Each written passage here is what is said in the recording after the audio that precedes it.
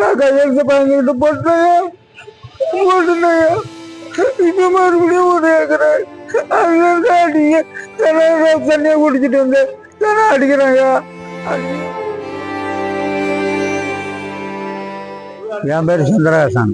உங்க பேரு சந்திரகாசன். சொல்லுங்க, என்ன நடந்தது, என்ன பிரச்சனை?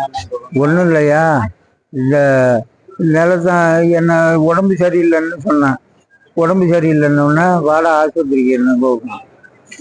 ஆஸ்பத்திரிக்கு போனேன். ஒரு ஊசி போடுற மாதிரி போட்டு அங்கே ஒரு போலீஸ் சுரேஷ் இன்னும் இருக்கார், வைசங்கோயிலில் இருக்கார். அவரை கூட்டிகிட்டு வந்தான்.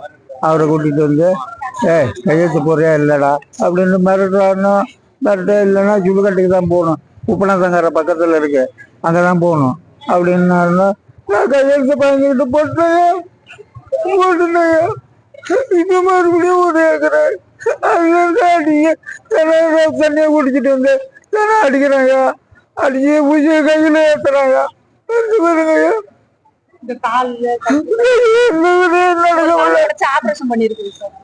ஒரு கால ஆபரேஷன் பண்ணிருக்கியா, இந்த கால ஆபரேஷன் பண்ணிருக்கு.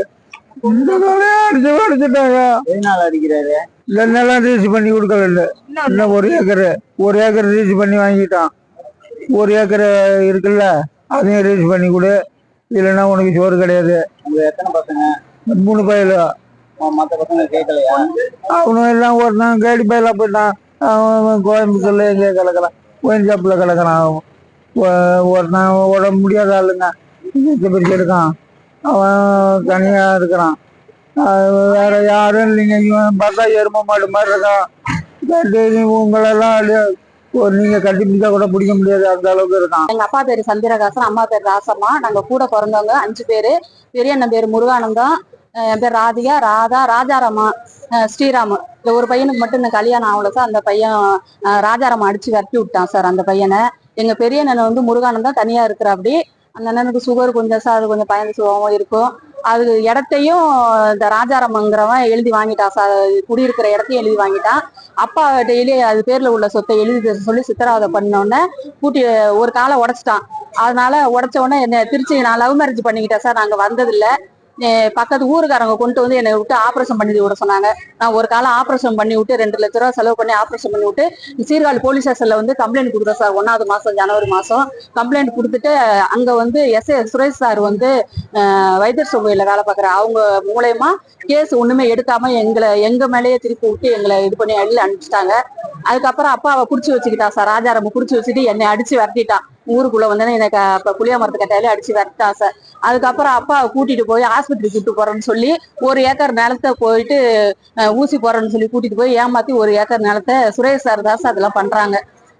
அதை எல்லாரும் மிரட்டி அப்பாவை மிரட்டி எழுதி வாங்கிக்கிட்டாங்க. இன்னும் 1 ஏக்கர் இருக்குது, அதையும் எழுதி தரேன்னு சொல்லி டெய்லி சித்திரவதை பண்றாங்களா சார். குடிச்சிட்டு வந்து போட்டு அடிக்கிறது, வீட்டுல இடம் கொடுக்கல சார்.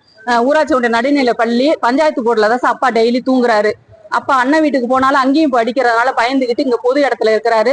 அங்க உள்ள டீச்சர் சாருக்கெல்லாம் கூட தெரியும், அடிச்சு இன்னொரு காலையும் உடைச்சிட்டா. அப்படி கையை எடுத்து கும்பிட்டாக்க கையில அடிச்சு கையில ஊசியாலே குத்தி அந்த கையை பாருங்க சார், ரத்தத்தை எப்படி வடியுதுன்னு.